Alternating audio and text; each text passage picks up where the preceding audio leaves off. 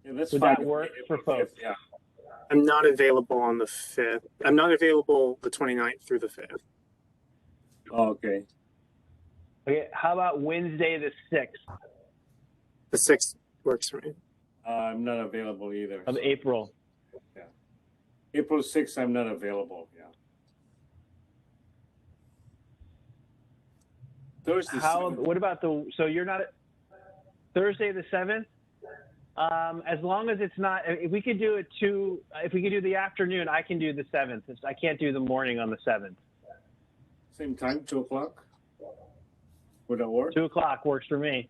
Works for me. All right. See thumbs up. So 7th, 2 o'clock. All right. Commissioner Bean? Resolved. We got a thumbs up from Commissioner Bean. Yes. Okay. So, great. Thanks. Is there any other business today for discussion? There being no further business today, is there a motion to adjourn? So move. Second.